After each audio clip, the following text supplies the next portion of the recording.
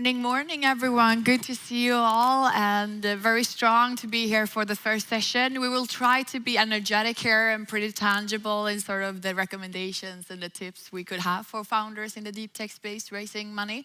My name is Bodil Siden. I'm general partner at Kost Capital. We're based in Copenhagen and we invest in food tech in quite early stage and quite deep tech as well. So super excited to be here today. Fundraising is of course a necessary evil when building a very cool and sort of disruptive deep tech company, but with sort of very capital intense businesses that we all are in, it's a necessity. So we're going to talk a little bit about this today. How does the landscape look like? Are we seeing sort of are we coming back from the downturn? And how should you really think about how to raise capital and what kind of capital when you're in deep tech? And we have an amazing panel here today. And I thought we will start just with a quick intro of who you are and what your firm is working on. Should we start with you, Vic, from Ericsson Ventures? Yeah, sure. Hi, everyone. So Høgh from Ericsson Ventures. So I think I don't need to introduce you about Ericsson. We are the corporate VC for them. So we invest in startups that had some strategic or business relevance to Ericsson. Initial ticket size between $3 to $5 million. So in the areas like AI, machine learning, and data platform, we look at a lot on the infrastructure, hardware and software. We also invest a bit in enterprise, SaaS and cybersecurity as well. Nice. Pauliina?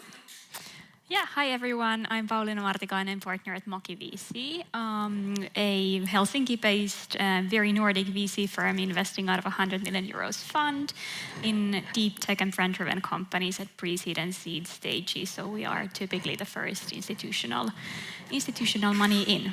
Super cool. And Caspar? Yeah, so my name is Caspar Høgh. I'm the founding partner of Noon Ventures. We're based in Copenhagen, Denmark also. We invest up to €5 million initial ticket. Up until now, we've invested in areas such as electronics, semiconductors, bioindustrial manufacturing, which is a very big focus for us, and then energy. Super cool and good to have like three quite different perspectives on funding in this space. But since we're here in Espoo and in Finland, I thought we'd start with asking you, Pauliina, if you would sort of do an outlook of sort of the landscape in Finland today. What are like the exciting areas within deep tech that you see here locally?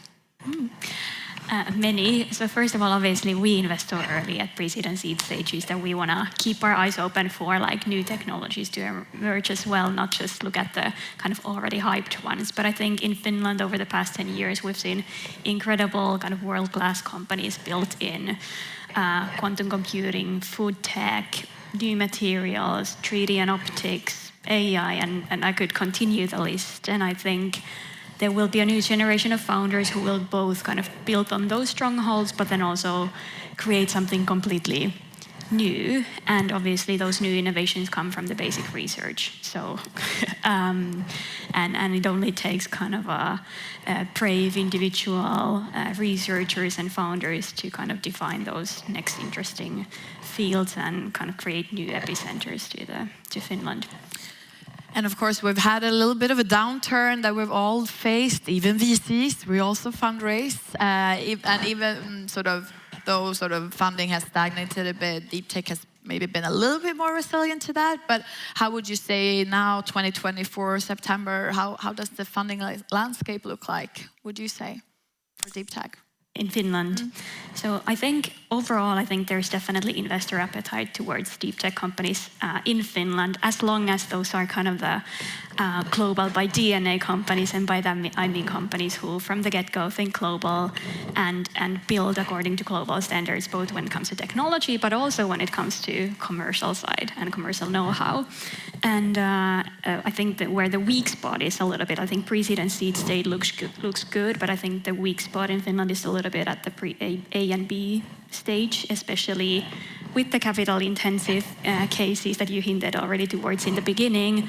So, you know, there are deep tech companies who, for instance, need to set up their first production facility, and for that, banks are typically a bit hesitant at this stage, and then some of the later stage investors want to see that tangible revenue, and that's kind of a chicken and an egg problem. And I think that really is actually an opportunity for investors abroad as well to look into Finland, since there aren't yet sizable enough funds to kind of bridge that gap. So that's a little bit of a gap there, but I think overall there are now rounds happening both at the pre-seed and seed and at later stages, as we've, for instance, seen with our portfolio lately.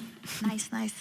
And Vic, I mean, you're at a CVC. We have a lot of acronyms here in sort of VC and startups. Can you explain a little bit of sort of what does that mean for Ericsson and how you view sort of investing from a deep tech angle as a CVC? So I think as a corporate VC, we invest. So there are different strategy for corporate VC, but from Ericsson Ventures, we invest both for financial return and for strategic relevance. So we look at startups that would bring value or innovation into Ericsson, because a lot of we firmly believe that a lot of the innovation come from outside of the big corporate, not just like, inside we have innovation as well, but the true breakthrough most of the time come from the outside. So we are scouting the market, and we look for like startup that can bring value into Ericsson, but we also focus on the financial return. We are not like, I think some of the corporate VC, they only invest strategically, but from our perspective, it's important that we also make financial return for the corporate, because I think most of the corporate VC are slightly small, and if you are not making money, then you don't have like a long-term survival strategy. And then for corporate, from the corporate VC point of view, we don't only bring financing to the startup, but we normally will help them to develop business within, like, for example, within Ericsson or within the telecom industry. And then it would be like a very good validation of the technology, and we help them to navigate inside the organization. And because like when, I think especially for early stage or deep tech startups, when they have a solution that may take a bit of a long time to mature, we can guide them to talk to the right team and the right people, and then if because I think on the other hand, in corporate, there were lots of research team that they would just look at a lot of different stuff, but that may not mean like a big business opportunity. So if you talk to a corporate VC, we understand the strategy, we know the organization, so we can guide the startup to talk to the right team and right people that has like the biggest chance for commercialization.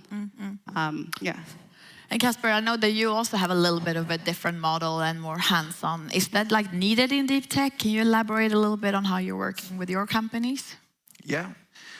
I guess we do have a different model. So I mean, before I went into investing, my background is both from working in larger corporates, but finance, but then also on the startup side. So I've kind of worked as a founder myself and gotten in investments from large VCs over the years.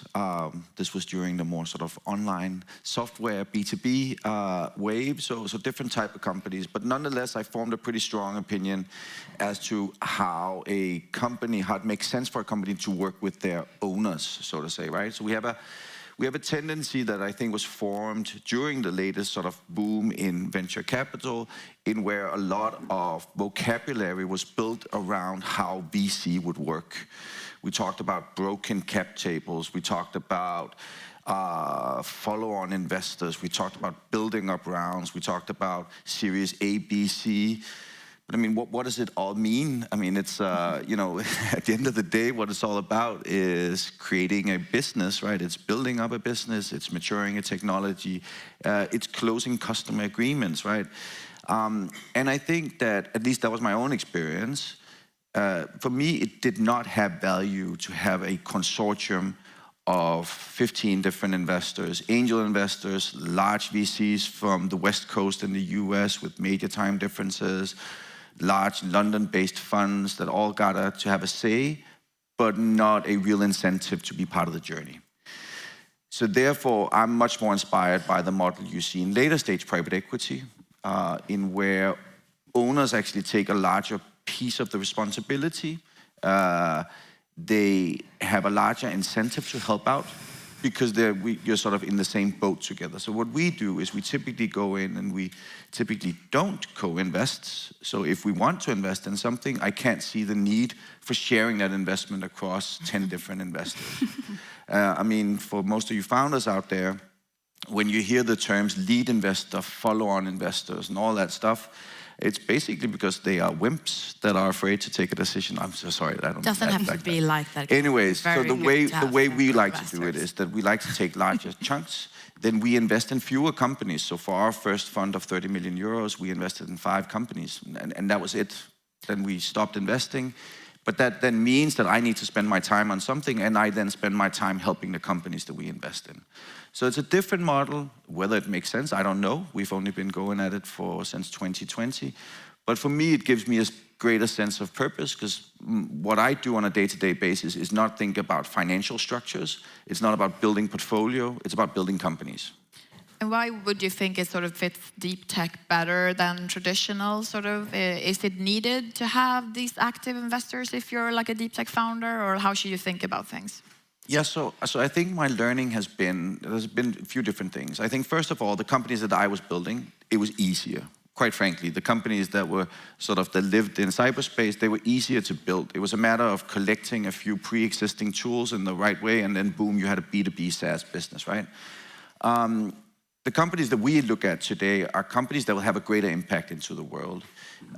They're usually founded upon many years of research. The development journey that they need to go through has to do with maturing a technology, which is a lot more difficult, and then at some point building up manufacturing. So I will happily admit that these companies are more difficult to build. The founders of these companies often have a different profile than what we saw during I'll call it again, B2B SaaS boom. There were typically people that came out of business school that wanted to then build businesses, and they had sort of a different fundamental understanding for what it is to build business than the researchers that we invest in today, who basically come out of a laboratory where they've worked for many years. I'm not saying that means they don't have any business acumen. I'm just saying that sometimes they don't. And then the combination of non-business savvy founders, more difficult journeys, and a completely different capital-intensive build-up of companies just means that from an ownership perspective, you need to take a different lens than what, in my opinion, investors took 20 years ago when working with online-based business models. I think that's super interesting, and especially like on the team side of things. I know that there are a lot of like technical founders here today that know a lot about sort of their industry. And Pauliina, you sort of have a little bit of sort of a broad mandate where you can do the B2B SaaS and the lighter sort of balance sheets, but also some deep tech funding. And what would sort of your advice and your perspective be to sort of the technical founders here today in the sort of ultimate fundable team composition? Should you bring on more commercial folks, or should you not? Or like, how do you assess the team at this early stage? Yeah, so as said, so we typically get in very early. And so it's really just kind of the founding team that we evaluate, and then we try and help that founding team to kind of build the organization and build the team further. I think in the beginning, what we would ideally like to see, or kind of the ideal composition, would be really just a CTO who knows the technology, has experience in the given technology, and ideally can communicate about that, and also has actually led an R&D team before. And then a CEO who either has been a founder before, or an entrepreneur before, or a commercial director, and knows the customer and knows how to fundraise. Obviously, it's pretty rare that all of these are found in the same kind of 2-person team, but kind of the more of the boxes you can check, the better. But as said, we definitely then kind of try and help build a balanced team going forward. And I think, as I hinted in the beginning, I think it's not enough that there is just like technology thinking and advanced technology from the get-go, but that you also have to have the kind of commercial lens and thinking and think of like where do we sit in the market, who's our customer, etc. These type of questions from the very beginning. Caspar and Vic, do you have any perspectives on that? Do deep tech founders need to be more commercial, or should they just do what they do? I think I have we have the idea that the deep tech founders, they should be the CEO actually. I mean, even though some of them are very research and scientific based, but I guess it's when they have this idea and they work in this field for so long and they are the expert for that field. And the commercialization, I think, is one important aspect. But then since that they are the experts, they know the need from the customer or the need of the business, they should be the one that is on the driving seat. But there is, of course, that we also look at like a founder that they will, so we have met some founders that they think that they are best in everything. They are best in research. They're also best in commercialization, even though they have not like got a lot of experience for that. So we are looking for founders that have, they will listen and they would, they're stubborn, but they are not, they will still listen to like advisors, and then they will hire someone that can help them to do commercialization. We think that it's important that the founder is in the driving seat. So it's always good to have difference of opinions. I very much disagree, actually, also based on the experience from our current portfolio. I tend to look at it a bit differently. I think one of the issues for myself for starting Noon was the realization that we have a lot of issues in the world today. Most of them can actually be solved with technologies that have already been invented. But one of the issues is that a lot of that technology continues to sit in the university context. It doesn't get out into the real world. And I think that's an issue. And I think it's a missed opportunity in many ways. And one of the reasons that it is so is because you have a community of investors who would go out to the people who have invented these fantastic technologies and tell them that if you're not willing to be the CEO, and if you don't want the founder journey, and if you don't want all of this, then you're not investable, so to say. And maybe that is so, but what we're trying to do at least is we're trying to facilitate something that's different. So when I meet someone who has invented something that's fantastic, I'm not necessarily going to ask that person is to then, okay, next, what's your perspective on leading an organization of 100 people? I wouldn't expect that person to be necessarily the same, that hold that potential as well. And quite frankly, I don't think it's needed. So what we do every single time when we invest, and it's easy for me to say every single time because it's been 5 times. So, but in all 5 instances is that we invest, and if not with the investment, then pretty soon after we find the right CEO for the company. And I think the reason why I think it's really important is because as the CEO of a technical-oriented organization, you need to be capable of very advanced stakeholder management. So not only do you have to lead a team, you have to have an overview of the product roadmap. You need to be able to talk to customers at the right level and get the right type of learnings from those conversations. You need to be able to manage governmental, there's just a numerous set of stakeholders and learnings and insights that you need to manage as a person. And I think that for most of the companies that I've seen requires a great deal of experience and expertise. So we've made the mistake of actually taking the perspective that the founder should run the organization and regretted it wildly, because not necessarily because they did a poor job, just because we've seen what additional aspects you can bring to a technology-led company by bringing in expertise from the relevant industries. Super interesting. Yeah, I might compliment on that obviously we also see a lot of cases coming out of that kind of research process or coming out of a research project, and I think it's not, so now we're talking founders or CEOs, etc., but I think like ideally that path would work in a way where like there would be someone kind of guiding those researchers, and there could be the one researcher as a founder, but then there could be the CEO as a founder from the beginning, etc. So that's what I was also trying to say, that ideally from the get-go there would be those kind of complementary profiles, and everyone would actually have skin in the game and a significant stake in the company from the beginning. But obviously, if that's not the case, then you have to balance it out going forward. Can I actually, so there's 2 instances from our portfolio in where the founder has remained as a professor at the university. So continue the research group, and then we have, but it requires an investor who's willing to take on, like roll up their sleeves to help build that company, because the founder and the key shareholder is not there. Yeah. So there needs to be someone else. But I will say, I think that's a fantastic combination with a founder who continues to advance research and stay in the academic cycles with all the advantages and spillover effects that you can get from that.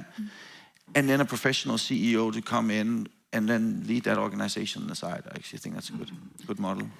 Very interesting. What I hear here is still that it's fairly sort of hands-on and sort of changing management and sort of adding a lot of value. So if you would be like super frank now and bold, like, is deep tech really suitable for classical spray and pray VC funding? If you would say yes, no. Vic, yes, no?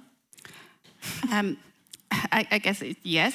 Yeah. But then you need to find the right VC for it, because I think we see that invest in deep tech, they have like a different time scale and perspective, and they understand that like some of the ideas or projects would take like a long time to mature. I think it's really important to find the right VC.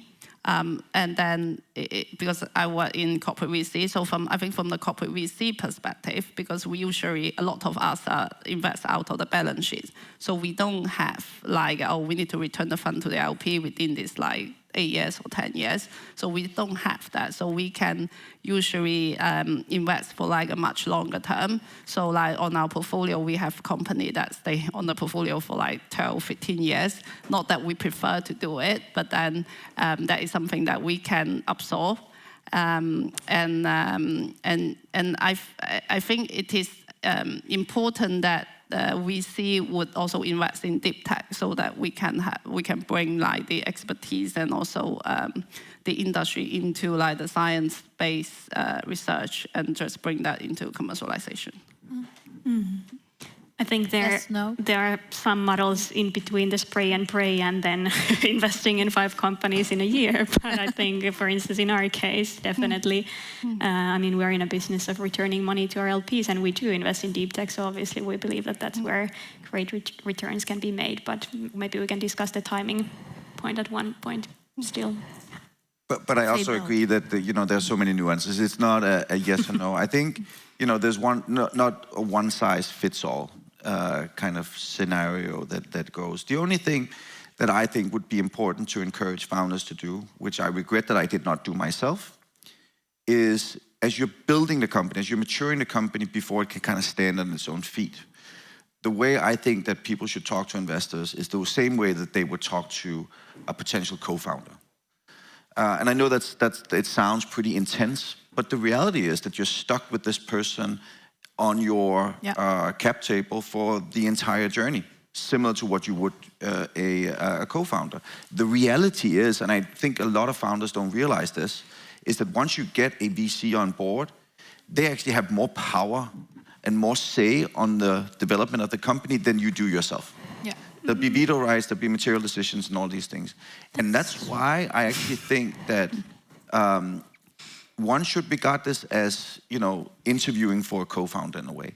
And then I'm not going to make the claim that, that for some companies, it wouldn't be the right thing to get a consortium of VCs or however you want to do that. I think that depends on the founder, the situation, whatever you're trying to do here, right? But I just think that it's important that people stop and they kind of say, okay, what does I actually need?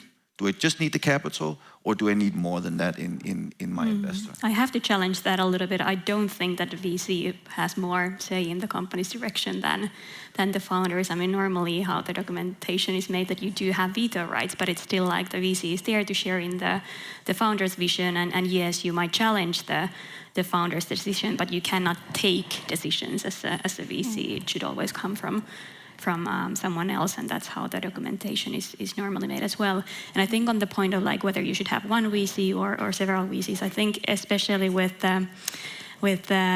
capital intensive cases or like cases that we know will require a lot of capital, I think it can also be beneficial for the founders to have not just one, but actually a few deep-pocketed investors involved, because you never know what might happen with that one investor.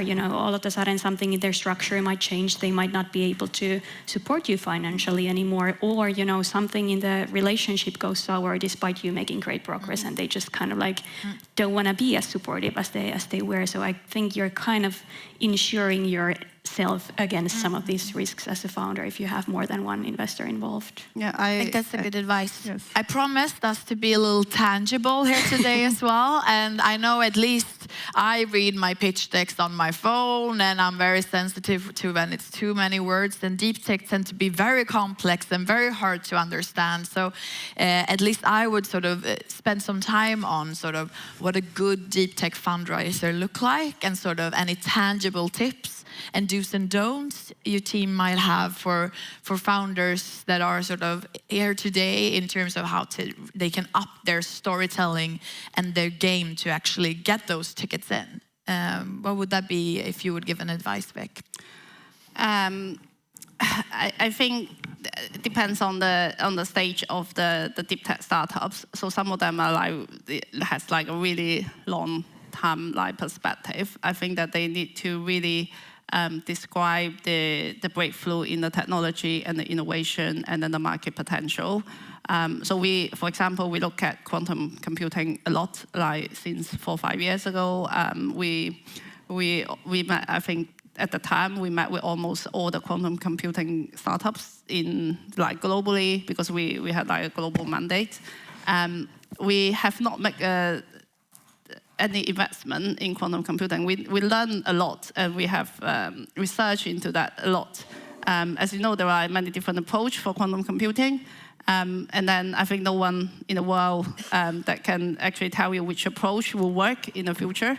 And then for us, we didn't make any investment because it's also, I think for telecom, quantum computing is good. We have a lot of research in this area from our research team as well, but it's not something that is too fundamental to telecom, at least not what we can see from the near future. So then for that perspective, we didn't invest. And we have heard a lot of founders describing quantum computing, how bright the future is. And that was 5 years ago. Some told us that, okay, in 5 years it will be here. And then now 5 years later, we still don't have it. And I guess it's when you put up your narrative, you should have to the right audience, and then when you select the VC, I think a lot of the VC or corporate VC that we're out there, we look at a lot of different technology, we learn, and then eventually probably we won't make investment. And yeah, just going back, it is important to talk about the market potential and find the right VC audience. What are your thoughts, Pauliina? From my perspective, advice, what do you want to see from the deep tech founders? Advice. I think my fundraise advice is actually pretty similar to both deep tech and other founders. Prepare well, prepare materials well, know who you want to talk to, who might be interested in your field. Then run the process professionally. If you cannot manage some tens of investor calls in a few weeks, then how do you expect us to believe that you can set up and run a production facility? That's way more complex than that. And then also try and time the fundraise in a way that you can show momentum during it, whether that's good news on technological progress during the investor conversations or commercial progress, etc. And then maybe lastly, don't go out with too big of an ask. So think of a kind of a realistic plan to get you to the next stage, and go out with that number in mind. And then obviously if there is a lot of investor interest, then you can kind of from the back pocket say that, hey, I actually have a more aggressive plan where we can achieve more if you and some of the other folks come together and do a bigger round. A lot of good advice, echoing those. Caspar? So I have one thing I'm thinking about at the moment. So the best pitch I've ever seen. What they did really well was they were able to, even though they were at a very early stage, they were able to map out the entire journey from where they are today to realizing the full potential. And what they did fantastic was that they were able to show that journey. They had talked to the stakeholders and the key parties along that route, so it was very clear what they knew and what they did not know. So for an investor, it's clear to see, okay, these are the risk elements in this. And they just basically spend a lot of time sort of mapping it out, both from a commercial and from a manufacturing perspective. And then what they also did, which I think a lot of us Europeans need to get into, is they drew out a grand vision. A vision that was maybe bigger than what the underlying technology may justify. But nonetheless, they said, listen, we have something, an invention within biomanufacturing, but we actually think that we can change something in this massive market by utilizing this technology. And when I saw that, I thought, maybe they're not going to get quite there. But you like the fact that, as you said before also, you'd like to see that you can return your money to your investors at some point. And sometimes that just requires large exit in really large companies. So I think as Europeans, we need to be more American in our thinking and say, okay, let's actually go for that grand vision. And you don't seem like crazy people. It's just that you'll obviously say, yeah, we realize that might not be the case, but if we land halfway there, then it's still going to be interesting. Super cool. I know that we are out of time now, but sort of to wrap things up, I think choose your investor carefully, interview them as they would be your co-founder, be more American bold, and make sure to sort of have a good story while fundraising. So thank you, panel, and best of luck to the audience when you're out there raising your capital. Thank you.